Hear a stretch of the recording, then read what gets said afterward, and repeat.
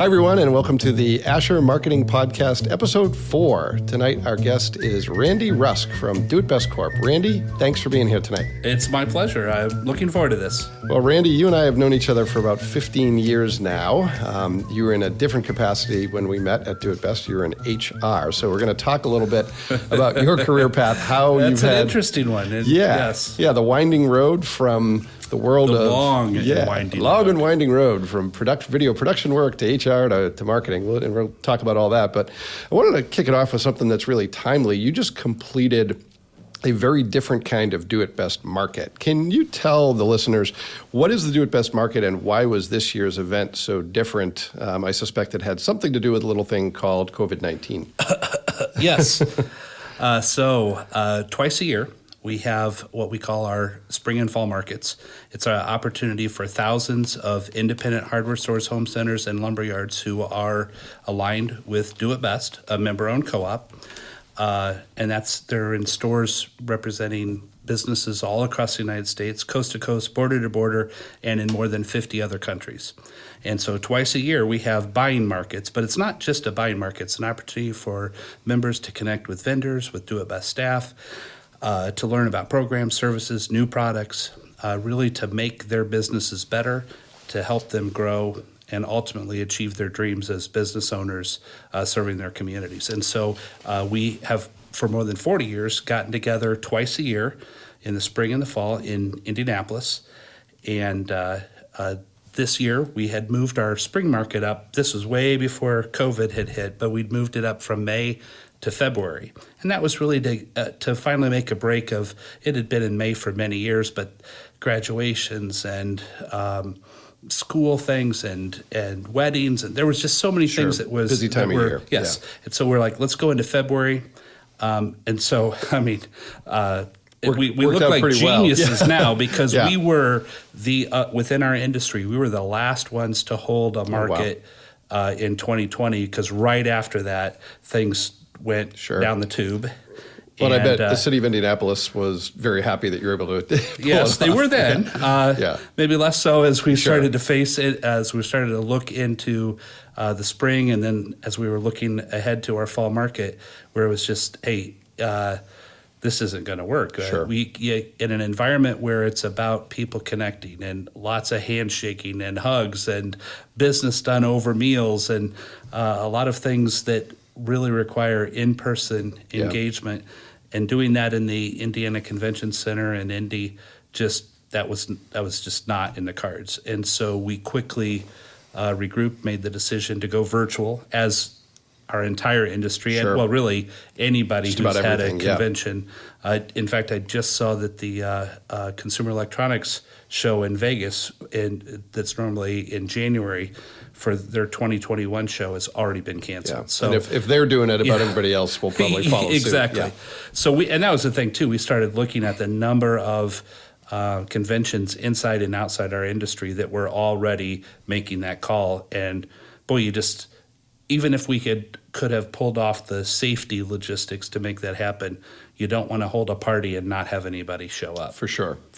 And so at the same time, this is also a critical time for our members to be able to plan accordingly for their businesses. So for them to be able to make their purchases for spring, because our fall buying market is really focused on spring, which is the busiest time of the year. It's for our member stores, it's like Christmas for a lot of other retailers, because the spring is you're getting outside and you're working on your house and you're painting and you're gardening and you're mowing and all those things that generate the activity that around the products that our members have to sell.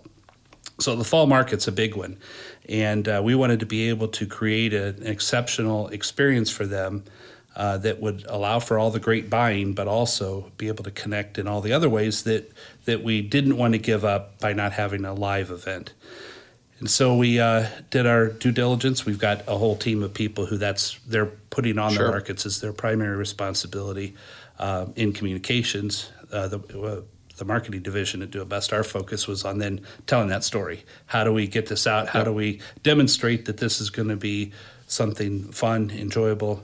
I'm pleased to share that we had a really healthy turnout from our membership. More than 70% of our members engaged in the fall market, which was just last week, and really happy with the results of that and how we were able to connect with them. And I think everybody kind of got through this one and went, okay, that was good. That was great. There were some things that we've learned in a virtual world that we want to bring over into the live environment. But there were also, I heard from the members who I see every market, who I check in, their kids, they bring their kids with them. And, you see the kids getting older, coming into the business, passing the business on. Those are lifelong connections. And for someone like me who's been at the company for more than 25 years, that's a lot of life being lived. And boy, you miss that in the virtual world. Oh, sure. You don't get that. But there are a lot of other things streamlining, especially when you're talking about product ordering and buying and being able to look at the best deals and be able to plan out your buying for the coming season.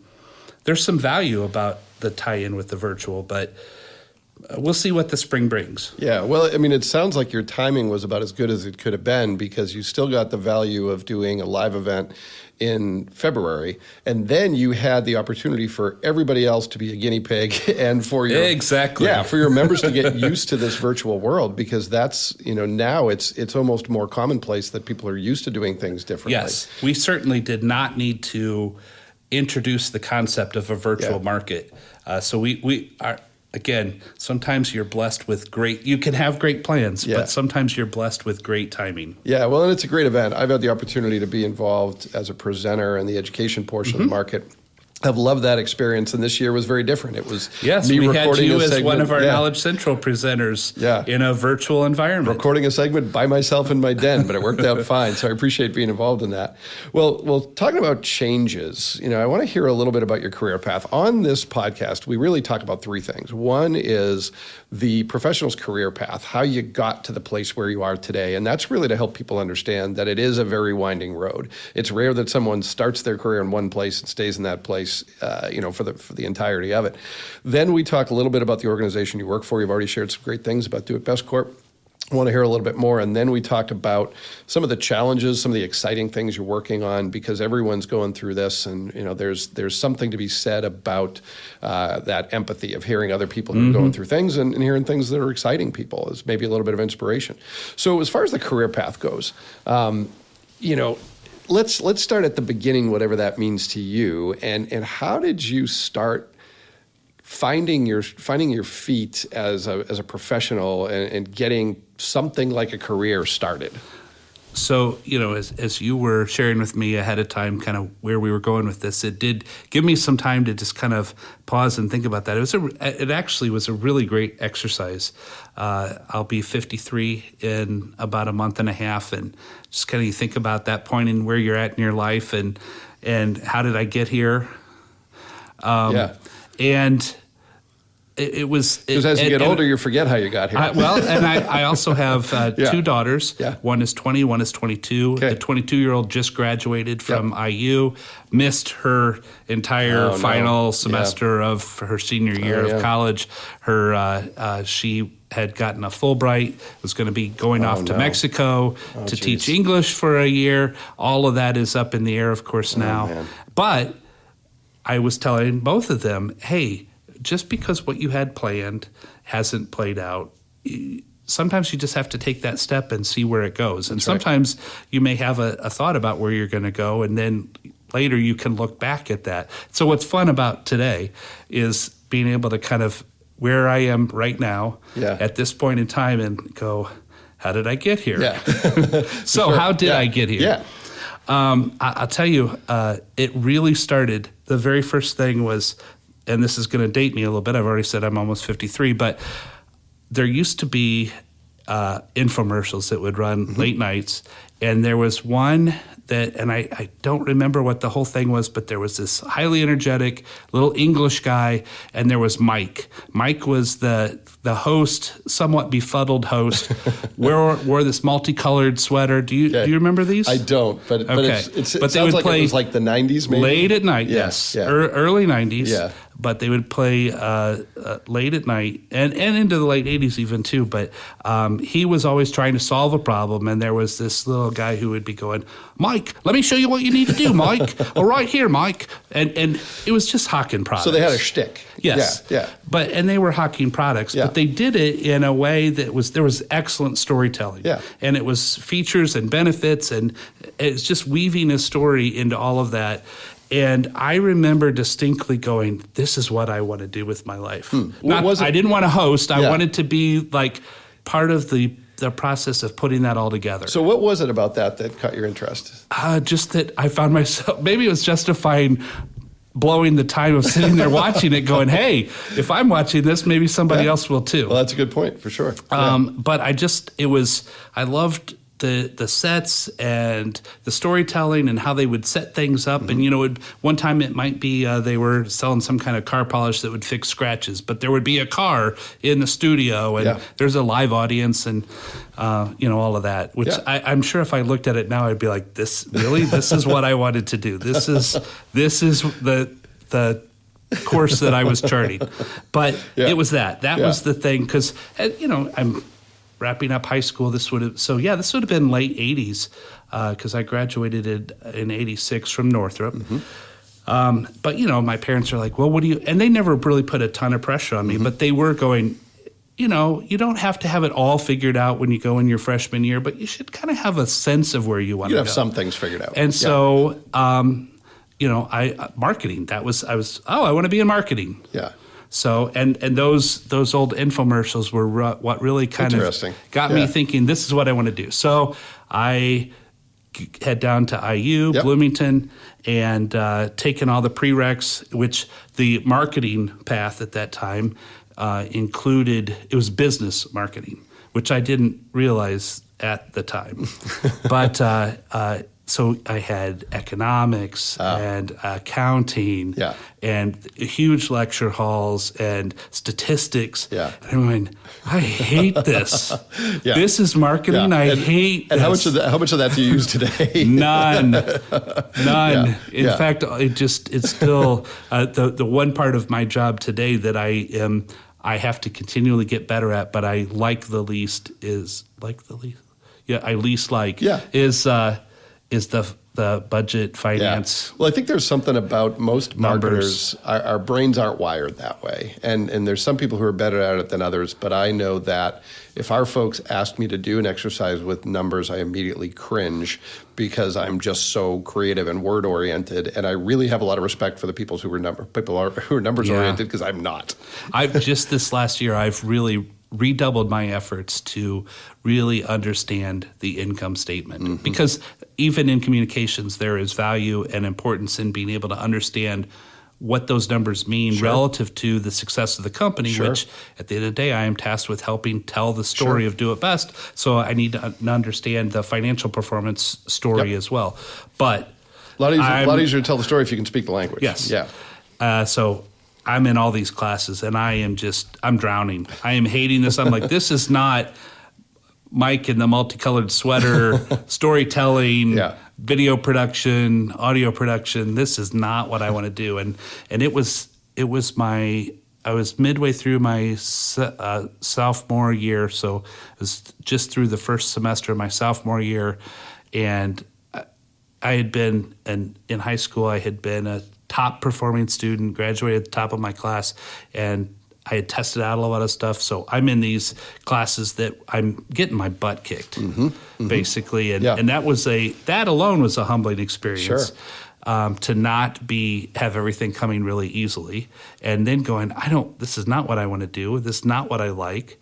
And I'm sitting in my the guidance counselor's office, and I'm feeling like a broken person. And who isn't, when you're in your late teens, early 20s, and you're in college, and everything is up for grabs. Yes. Yeah, absolutely. And I distinctly, even sitting here now, I can remember sitting across from her and saying, this is not I don't know what I'm doing. I don't know what classes I should be taking.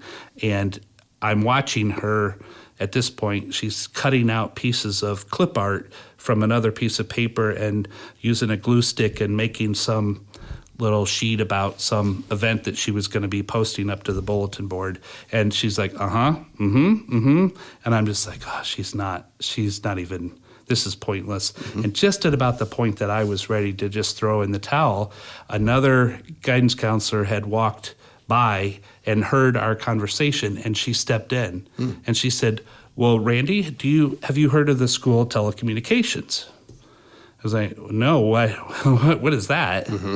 I had not, which so today surprises me that because I thought I'd done really good research on IU at the time, and I was like, I don't know what the school. She said, it sounds to me like that's what you want to be in. Yeah. So then, it's like, then this book opens and it's like, because there's all these, it's audio production and video production, and I'm looking at all this stuff going, man, you wish you had known about it. This is before, why, I would have loved to have not taken, I ended up, though, it did allow me to get a business minor for all that was worth.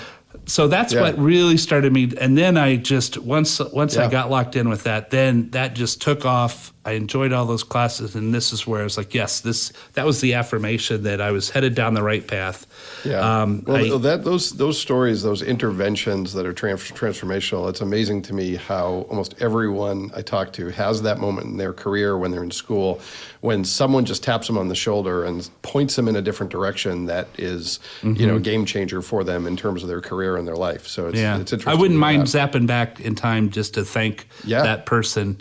Because I don't know where I would be today had that moment. And then you start going, if I start thinking about all that too much, it starts to get pretty wild. But so I graduated from IU with a degree in telecommunications.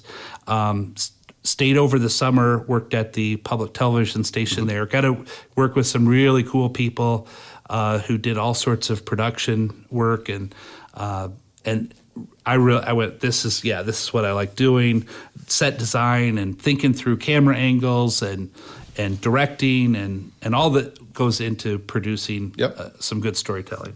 And then it was like, okay, I got to do something with my life, and I was not coming back to Fort Wayne, Indiana. That was, to me, again, I can look back at it now and realize who I was then, and the whole big wide world opened to me, but coming back to Fort Wayne was going to be seen as a failure. Okay, yeah. And so I had applied for jobs in Indy, in Cincinnati, in Chicago, and nothing, I didn't have a deep bench of experience. And so I I was my now wife, almost 30 years married, but at the time, congratulations, dating, thank you. But at the time, we were kind of going, well, what are we going to do? Sure. Was she from Fort Wayne? She was from Marion, but I met her at IU. Got it. Okay. But she was living in Fort Wayne because she was doing her student teaching and finishing up her stuff. So it was, hey, there's some things we got to figure out, like relationship wise, but work wise, and. I fortunately had a very generous aunt and uncle who let me come and live with them for a little while, so I wasn't moving back into my old bedroom and all that kind of stuff. But it was a nice little setup. But I also knew that, man, the time is coming. I got it, and I had set myself a period of time of like, my full-time job right now is to find a job in the industry. Yes, and if I don't have it by then, it was, I'm going to apply to McDonald's or I'm going to do something. Yeah, sure. Which, boy, it's one of those things too where I realize now how close I was to had something not happen. So, but I had applied at Wayne TV and ended up getting offered an opportunity to start part-time, working evenings and weekends. But man, I remember when I got the phone call, I was at my parents' house and I cried that I was getting a minimum wage job. Well, somebody took a chance on you. I mean, that's where I'm working nights and making no money. I still had to work another part-time job to live. Yeah, but it seemed like the greatest thing in the world at the time. Yeah. And the first night I'm standing there during the evening newscast. Back then it was Joe Gregory and Ellen Akins, and I'm holding the camera and it's like, oh, when I pan over for the over-the-shoulder graphic, it's like, how many thousands of people? Yeah. That lasts about a week. That kind of, that kind of excitement. But then you just, then it's work. It's second nature at that point. Yeah. But, those early days, and I worked part-time, then I got full-time. I still did a lot of freelance work, tried to build my network. At the time, Naval, North American Van Lines, had a in-house production studio because they were doing a lot of video production. So I did some freelance there. Was then also heard about some freelance opportunities at what was then HWI, Hardware Wholesalers, kind of sandwiched in between Fort Wayne and New Haven off of 930. And so I would go over there, and they paid really good money, almost twice what I was making at Wayne. Yep. And I don't want to knock Wayne at all. It's like one of those things, again, you look back at those moments of going, I couldn't be here had I not been there. And there were a lot of great life lessons learned, some good, some kind of, some were good in the character building, some were like, boy, if I ever have an opportunity, I'm going to be a leader, I'm going to do this or not do this. That's right. But, in a mid-market like Fort Wayne, too, there are a lot of people in and out the doors, both from the anchors and reporters, but also from the production side. People on their way up in their career and people kind of finishing their careers. So how long were you at Wayne altogether? 3 years. 3 years, okay. So from 91 to 94. But during that time, I was painting houses. I was working freelance at Naval and at HWI. And an opportunity came up to move into a full-time job at HWI. And, it's kind of, even then, it was a little bit like, well, I've got this good thing going here. And if I stay at Wayne, I could eventually become a director. But it was also at the height of your game there, you're working the evening newscasts. Sure. It's a demanding job. And you go kind of, how do you have a family? And Hey, people did it. Were your kids No born kids yet at that point? Okay. Nope. You're looking ahead. You're saying, where do I want to be? Right. And, my wife worked a day job. And so it put a lot of pressure on us early in our marriage of just the weekends. Because I'd get home at 11:30, 11:45, and I'm still buzzing from the evening, and she's been in bed for an hour, and then she'd be up and gone before I'd get up, and so we would only see each other on the weekends. So that was also, again, people did it, people still do it, but I also was like, I don't think this is going to work for me long term. And so the opportunity at HWI came up, and it was working. They had an in-house video production studio. I'd never heard of them before. Like I said, I've lived in Fort Wayne all my life, but I was one of the many who were, what is historically, HWI? it was a very quiet company. Yes. That's changed. But. Yes, it has. And I'm glad to say I'm part of for sure. the change that's been made. But at the time, it was, and the belief back then was that we have member stores in the area. We don't want to overshadow them. But it's also, over the years, that has hurt our ability to be effective in recruiting and retaining staff if people don't know we're there. Correct. Plus, we were back before the Maple Crest overpass was there. We were just stuck really between hidden. the train tracks. For sure. So I started working there, and over a period of 7 years, I worked my way up to becoming the video services supervisor. But this is the reflective part, because I look back at that and think at the time I was known as the video guy. If I was walking around the building and I didn't have a camera over my shoulder, it was, hey, where's your camera? Oh, you gonna shoot a video of us? It just, that kind of stuff where you're like, I heard that one 10 times today. But, back then we were also slinging a 3/4 inch deck over one shoulder and a big heavy tube camera on the other shoulder. Today it's... So it was conspicuous. I shoot video on my phone now that we use to distribute. So, but back then, you make a presence, and but it was a great experience. But I'd been doing that, like I'd say, actually, I did that from 94 to 2004. So about 10 years, all told. But I was reaching that point where the fun was starting to go out of it. I felt like everything I'd done, we'd moved from a tape-based system to a nonlinear digital editing system, and we were just at the point where VHS was starting to fade away and DVD was becoming the big thing.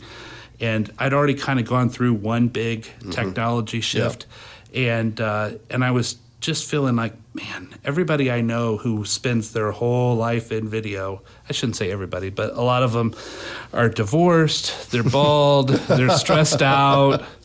And I was like, man, I don't want to be one of those. So you saw your future. And I didn't want to be pigeonholed as the video guy. Yeah, although, sure.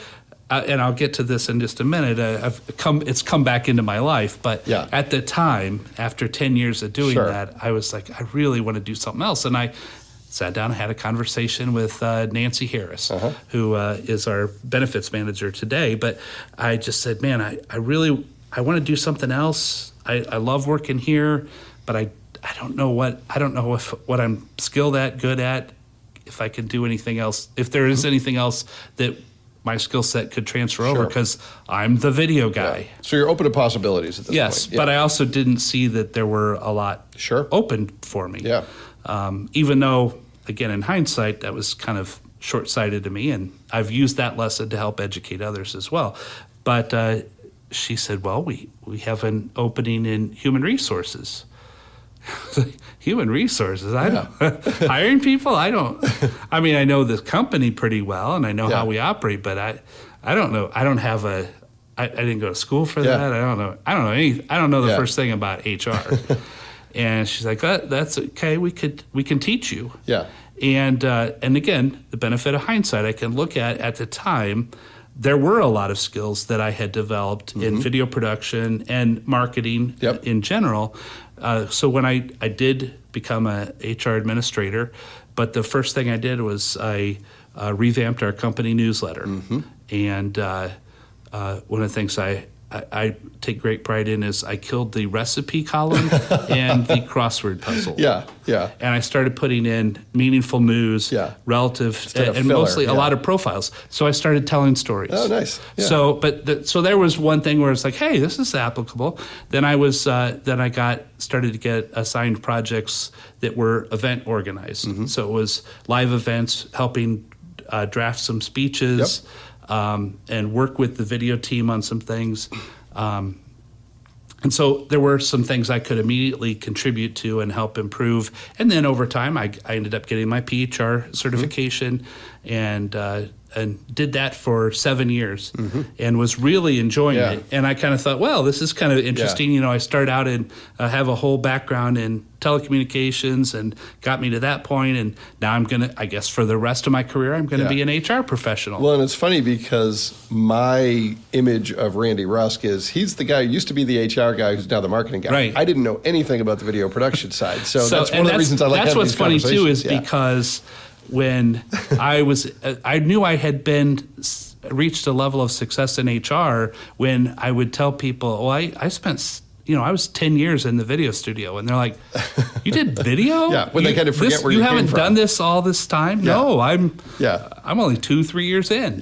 But so I was 7 years in. This was 2011. It was Labor Day weekend. I was up in Auburn looking at some really cool Ferraris when the VP of the marketing division at the time, Tim Miller, called my cell and said, hey, what are you doing? I'm like, I'm looking at these cool Ferraris. She's like, well, what are you doing next week? And I said, well, I'm actually taking vacation. I plan on being off. It was Labor Day weekend. And he's like, would you be interested in coming in and talking with us about the communications manager position? And I was like, what? Why? Why would you think me? And he goes, because, I'm now in HR administrator mindset. He's like, well, your varied background really could be a good fit. You've worked, and when I was in HR, one of the other primary things I did that was truly HR driven was working with performance management with our executive team. So I got to work closely with all of our VPs on some rather sensitive things, and helping them with how to communicate that stuff. And so again, unknown at the time, but that became a really good bridge for, boy, there are some great ways that those skills I learned in HR and video production can now be brought with me. And so I had gone in that Tuesday, so Monday was Labor Day, but I went in that Tuesday on vacation and sat down with then President and CEO Bob Taylor. And the other thing too going on with this is there had been some pretty frequent turnover in that position. And it had been mostly outside folks coming in and for a variety of reasons. Well, you got to be a just- cultural fit in addition to it being didn't skilled. fit. Yeah. And it didn't fit for a variety of reasons. And so I'm looking at that too, going, man, I don't. Yeah, am I going to be the next victim of that? Yes. Yeah. I want to. Yeah. I want to continue on. I love working at this company. I want Yeah. to continue working here. And so Bob talked with me a little bit. It was very informal. And I just said, he said, do you have any questions for me? And mine was, what is your measure of success in this role? How will someone in this role know that they are successful? And I use it still. I tell everybody on our team today the same thing that Bob told me then was, when you're telling the do it best story, then you will be successful. And that's our litmus test for everything. Yeah. Now there's a ton of things you can throw in Sure. that bucket of what Sure. is the do it best story. Sure. And it continues to change Yeah. and evolve and grow. Sure. Well, that's, if you don't mind, that's a perfect transition into. So before I jump to the transition, because I want to talk about the Do It Best story. What is this entity known as Do It Best, and how do you describe it to people? Before I do that, anything else career-wise? Any other milestones? Well, I'm now the longest serving communications director in the company's history. So how long have you been in that position? This is, let's see, that was 9 years. Okay. All right. Wow. Time goes by really fast. Yeah, it's really hard. It's weird to think about like 10 years and 7 years and 9 years, these big chunks of time. And Yeah, which used to be half your life. When I started there, I Yeah. had no kids, and now I've got a 22-year-old and a 20-year-old. Wow. And starting to contemplate what's gonna be next. Yeah, sure. So really interesting career path, and it's landed you for a good chunk of your career at a company that's extremely well known in terms of its name and its prestige in this area.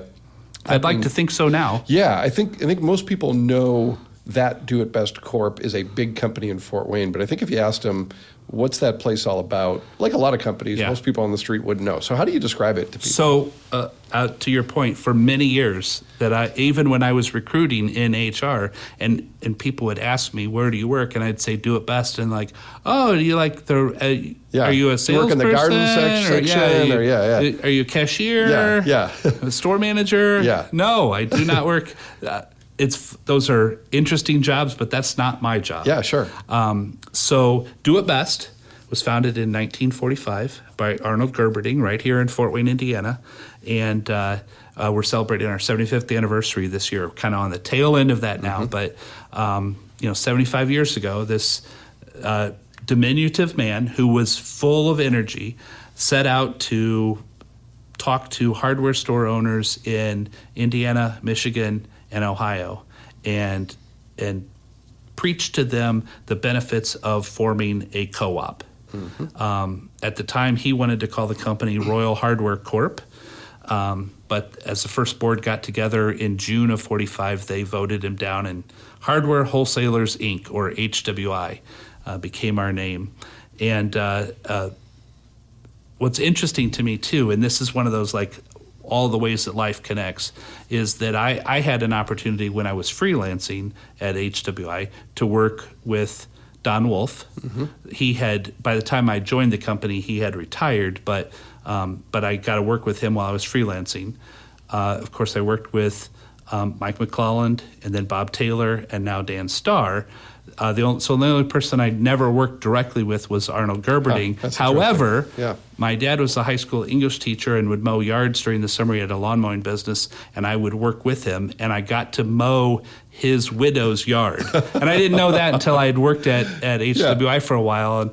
But I remember Mrs. Gerberding's yard in Imperial Gardens, and having this big pine tree in the backyard that we would all flip a coin to see who had to mow around that tree. So even though I never worked directly with Arnold, he had passed away in the 70s, but I did mow his widow's Well, there you go. yard. So I feel like all comes I'm together. somewhat connected to the whole history of the company in that regard. But so Arnold had this vision for this moderately sized regional co-op, but as he retired and Don Wolf took over, it really became apparent that to grow, to succeed, you had to grow.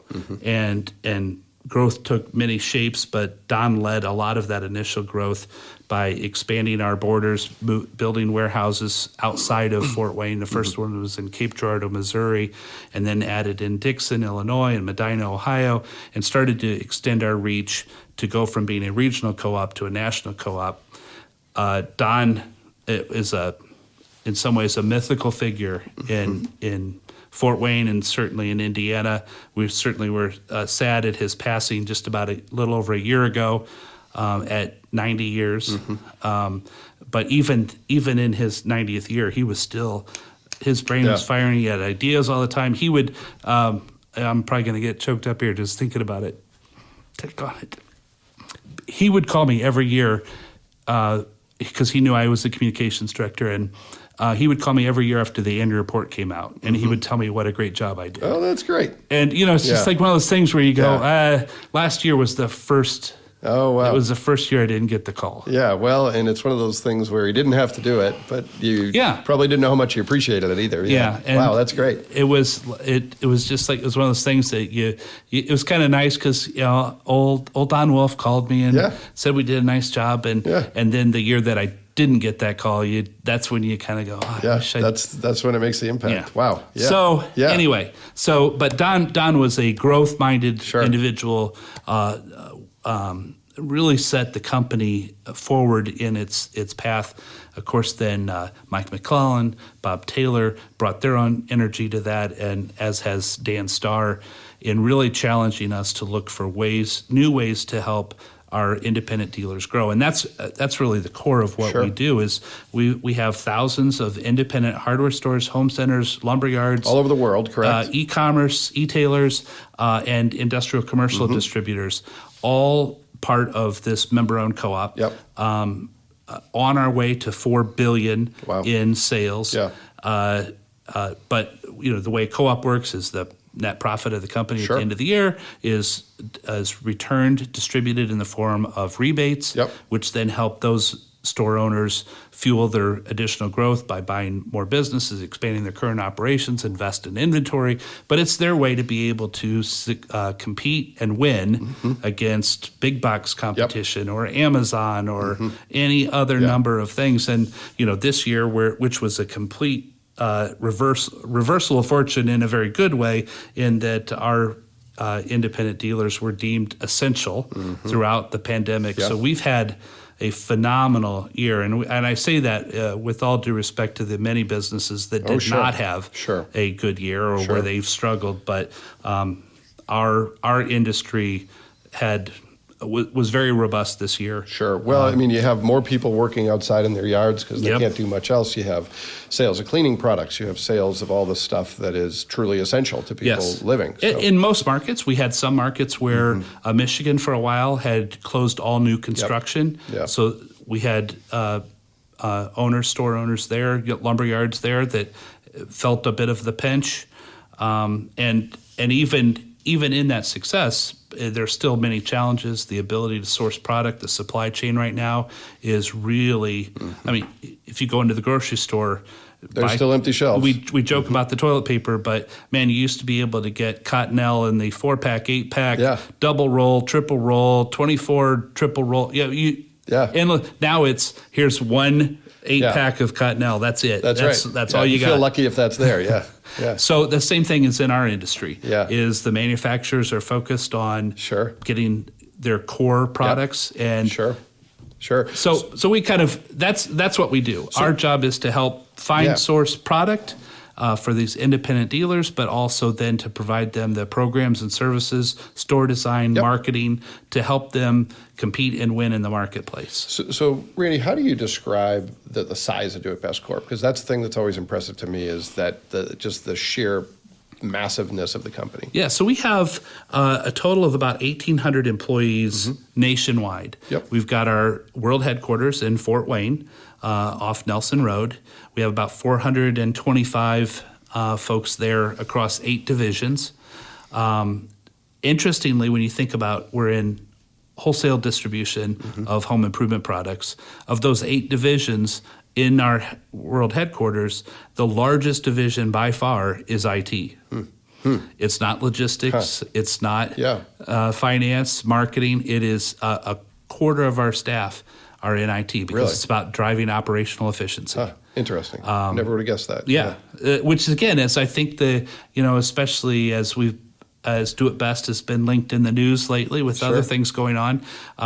We're thought of as, because our building was built in 1947. It does have a row of bays, and we've got a huge back area that is used primarily for storage. I mean, after all, we've got 75 years of stuff. Yeah.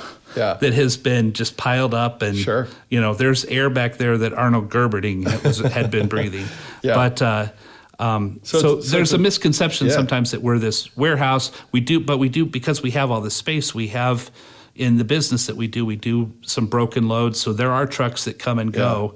But that's really there are 2 or 3 people who work doing that. The vast majority are professional positions who are run a international distribution company, along with then 8 regional warehouses across the United States, from Montgomery, New York, all the way out west to Woodburn, Oregon. We have a China office, and then we have member stores, as I said, from border to border and coast to coast in the U.S., as well as in more than 50 other countries, with a heavy concentration in Central and South America, the Caribbean. Wow.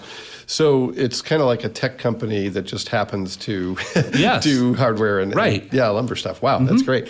So let's talk about some of the projects that you're working on right now, and you can pick a couple. The things that to you are most exciting, most challenging, most interesting, whatever is most compelling to you. Talk to us about what you're working on and why it's interesting to you. So I'll go back to telling the Do It Best story. Yeah. And one of the most fun ways to tell the Do It Best story. Every industry has their own collection of industry magazines. Yep.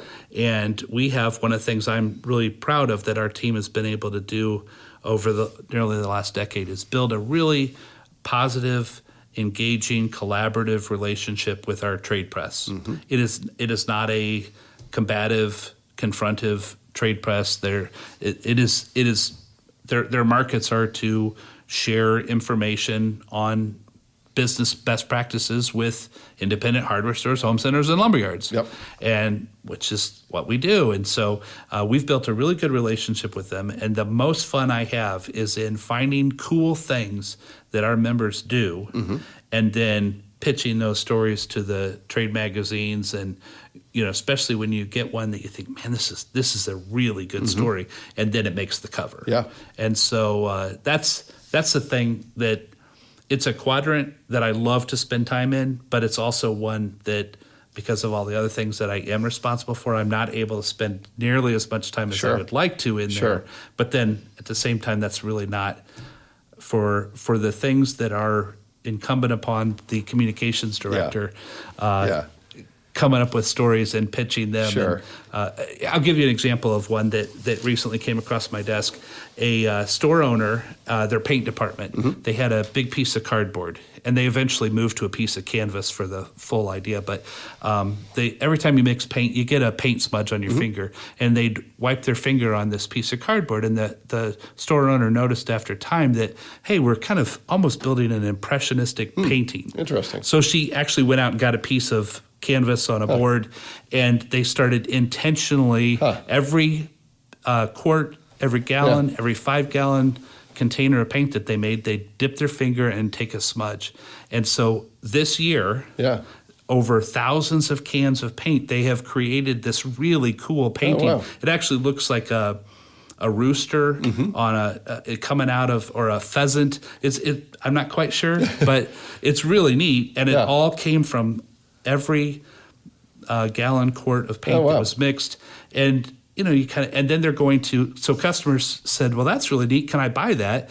And they thought, well, maybe we should auction this off. Well, who would we auction it to? Well, let's ask our customers what charity we could donate the proceeds to. So that hasn't happened yet, but it's just like a cool thing like that. And you go, Well, that's something so that's this store in this town, Yeah. but another store could do that maybe. Absolutely. And so Yeah. wouldn't maybe this magazine would be interested in Yeah. profiling them Sure. doing this thing. And Yeah, then just a little you bit of kind inspiration for other people who have the same, challenge or opportunity, if you will. Yeah. And so, when you discover a story like that and then you talk to somebody, you get excited Yeah. because they're excited, and then they're excited because you're excited. Yeah. And then, then it gets in a magazine that they've been getting in their store for Yeah. 15 years and they're suddenly in it. Yep. And they're thrilled. Yeah. And then one of the things we do now is we used to mat and frame it. Now we print it on Lexan. And so we send them Yeah. the oversized blown up of their Yeah. profile, which then of course they put in the Sure. front and center in their store. But that's for me the bar none. If I could do that Yeah. all day. Well, it's tangible too. I Yeah. mean, you get to see the results of your work. And In a lot of- relatively short period of time. Yeah, and a lot of what we do, especially in today's age, is kind of here and gone. And you do it, you work really hard, and then it's a blip on the radar screen. So it's kind of nice when something has a lasting impact like that. Well, and there's so much technology affects so much of our Yeah. job now too, and we have built a whole Trello board up now that Yep. really helps us engage and interact with that, and we can track stories through. And Yeah. once it's published, you put the link and you put that in the Yep. archive, and so it's really built up a great resource and Yeah. a network for us too. But that's Yeah. the most fun thing I do. Well, one of the things I remember, I worked with Do It Best for a period of time. I remember literally doing column inch measurements off of stuff clipped out of print publications to report back to Do It Best the value of what they were getting in earned Right. media. So if that makes me sound like a dinosaur, yeah, I'm a dinosaur. I remember Yeah. those days. But so it's changed quite a bit, but there's still a ton of value in that earned media and those stories. Yeah. Yep. Yeah. Way more than paid. Yeah, absolutely. So then the next thing I would say probably is, and I'll tip of the hat to Tim Miller, who was my VP at the time. So this is about 2014, which doesn't seem like that long ago, but in the world of social media, 2014 we were into it, but not into it. That's right. But Tim told me then that, hey, I want you to take over our social media. What should we be doing? Yeah. And we had a Facebook page, but it was being managed by another department. Which today I look at it and go, how did that ever make sense? Well, for social media, that's half a lifetime ago, right? Yeah. Yeah. So the other area I like for that the immediacy is developing really good stories with photos to post on Facebook. Yeah. We use Twitter, LinkedIn, but to have to be able to again tell the Do It Best story through effective social media. And we know what kind of stories are going to hit and what people like, and we know what days are the best days to post that kind of content. And we want to, again, be able to create an environment both to reinforce for our current members, hey, this is why you're part of this great company, but also for people who are going, well, who are you? What do you believe in? What are you there to do? Because ultimately part of your social media. job is promoting the co-op to prospective members, right? And back to our own members, to reinforce to them, to provide that stickiness to them. Why this co-op and not another? Sure. So one of the things that we like to do, anything else as far as big projects, exciting projects, challenging projects? Oh, this year is it's kind of hard to avoid the halo effect of this year because everything has been challenging. And everything that we've had to do this year, I like to be very organized. I like to have my day scheduled out. And we've got some great tools to do all of that. But one of the things that I have learned later in my life now is that there are times where you just have to surrender to the process. And both with planning for a virtual market, but also planning in an environment where the majority of our staff were working remotely for 3 months, and business continuity plans and communicating COVID everything. Not just for our own staff, but for our members who were trying to work through the world of loans and what does essential business mean? And all of that stuff, there were weeks and weeks and weeks where I don't remember any of it. Yeah, for sure. For sure. It just is all a blur. We kept it all logged. I can go back because we had the foresight at the time to go, we need to keep track of everything we're doing because this will be a tremendous case study later to go back and look at everything that we did. Sure. And what's most interesting and what I'm really proud of is the close relationship that communications had with human resources and admin, to where there were things we were doing early in the pandemic in communicating to our staff, in whether it was in masks or social distancing or just self-monitoring, the things we were doing to keep our team safe, and communications played a big role in getting that message out. We were well ahead of the curve with what a lot of other companies' best practices became. We were doing weeks, if not a full month, before a lot of the country was there. So, and communications, our team was right in the heart of all of that. Yeah, well, that's great. Because, you have all this stuff coming in, you go, okay, well, we got to tell people. That's right.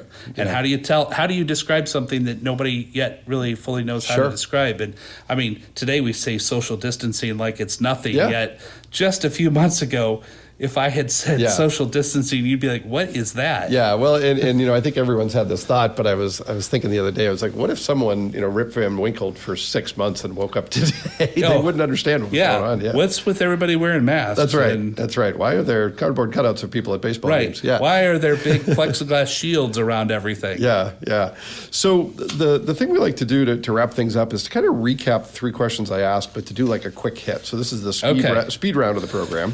Oh, and you know me, I'm so brief in my responses. You and I could go on for we both like to be chatty, but if you had to very briefly give a piece of advice to someone who was considering a career in marketing, just getting started in their career, and it doesn't even have to be marketing, what's some of the best career advice you've learned along the years? Well, and we can reflect back to what we've just been talking about here, and that's everybody starts somewhere.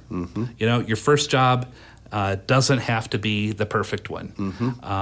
And there were a lot of things I really liked about my first job in the industry. There were a lot of things that, you pay your dues. Yep. And so that kind of every position, good or bad, has things you can bring to the next role. And one of the things that I've always said at Do It Best, and this was when I was in HR, but I still kind of preach this today, is once you get familiar with our company, then you've earned your Do It Best degree. And I didn't know it at the time in making the move from video to HR, but I'd earned my Do It Best degree in those 10 years in video that could take me into other opportunities. And so I still preach that today, but it's kind of that everybody starts somewhere. Yep. And every opportunity you can you can learn, well, I'm not going to do that. Yeah. That didn't work out. Sure. And that's what I tell my kids today is, hey, try something. If you don't like it, then do something else. That's right. Or take what you learned and apply it the next one forward. Yeah, very, very little is terminal, yes. Yes. So second question, if you had to describe Do It Best Corp to someone and you had just a couple minutes, what would be the key thing you'd want them to take away? I think the biggest one, this has been, I think what we've learned over this last year, especially as we're really looking to, if we're pushing growth for our members, if we're sincere in our commitment to help them grow, it's going to require us to grow too. And so we need to be able to attract and retain really good employees. And so that's the thing that I think we have learned a lot is we're a international wholesale co-op approaching $4 billion in sales in Fort Wayne's backyard, and we're full of professional positions in marketing and finance and logistics and human resources and project and product management and merchandising. And that's the thing I think that most people still, they're like, oh yeah, I saw your sign as I was going on the overpass. Yeah. And yeah, you guys have a big parking lot and you're in a big old building, which is all of that is true. Sure. But that building is full of some top-notch professional talent right here in Fort Wayne, Indiana. And we just are looking to grow that even more and add to that. But having been in HR, I know that's also the biggest challenge because we're not in an easy to find spot. Yeah. We're kind of even though it's more easily accessible, we're by some old railroad tracks, which Sure. back in 1947 made a whole lot of sense for Arnold Oh, yeah. Gerberding because that was a functioning warehouse, and we could roll train cars right in the side. Yeah. I remember not so fondly going to the corporate office and getting stuck twice behind a train on the same trip. Yes. Oh. So it's great now. 'Cause, Yes. Yeah, you don't have that issue. But to summarize, it would be Do It Best is the kind of company with professional positions where somebody can come in, get their Do It Best degree, and have a rewarding, rich career. I'm 26 years in. Yeah. I've done 3 very distinctly different things in those 26 years that all had a thread of connectivity to all of it. So is there anyone there who still knows you as the video guy? There are a few, Okay, all but right. it's more in the nostalgic. Hey, remember back when you used to be do the video? guy? Yeah, that's fun. Well, now, and this is, I didn't say this earlier, but as a connection point, now in my role as communications director, I oversee Yeah. the video department. Yeah, so you've come full circle. Yeah. So the last question, Randy, is, it's obviously a challenging time for everyone in just about every field, and that's true for marketers as well. If you were commiserating with a peer, someone who, was going through some challenging times or trying to figure out a problem, what's the best piece of advice you think you could give someone in the year 2020 about this marketing environment? That if you wait till you have 100% of the information you need to make a decision, you're too late. And that's part of what I said when I surrendered myself a little bit, is that I like to go equipped with a lot of facts. Yep. And there have been a lot of times this year where we have made decisions when we've had 60, 70, 75% of the answer, but we moved forward. Yeah. Some of that was really exhilarating because we were able to get in and make some headway really quick without a bunch of meetings. Yeah. There were some times we fell on our faces. Yeah. But you didn't. The benefit was everybody was extending grace to each other because of the enormity of the, and I hate this word, but we say it a lot, unprecedented nature of the pandemic. Yeah, well, there's a reason people keep saying it, because it's true. But, to be able to move more quickly, to go with not having everything. I mean, you still want to get as much as you can, but one of the things we've learned this year especially is if you wait until you think you have every part of it figured out, there are other people who've already moved on ahead of you. Yeah. And we've got a lot of great metrics that you can rely on. And that's the other thing, too, is just trying a lot of things. And if they don't work, then try something else. That's right. But don't waste time commiserating about what didn't work. Look at what the data tells you. Look at what your YouTube views or your social media metrics tell you. And then adjust and go again. Yeah, for sure. Well, in that spirit, we could spend, if we tried to cover 100% of the topics we could cover, we would be here for hours more, and your wife would not like that. So, Randy, she's got pulled pork cooking. So. All right. Okay. Well, that's much better than me. So, I appreciate it. This has been great. You've got a great story. Love hearing your career story and love hearing about this. This has been fun. Well, thanks. It's due to you and your story. So I appreciate it. Thanks, Randy. Thanks for being here. Thanks everyone for listening. We'll be back next week with another guest on the Asher Marketing Podcast. Have a great week.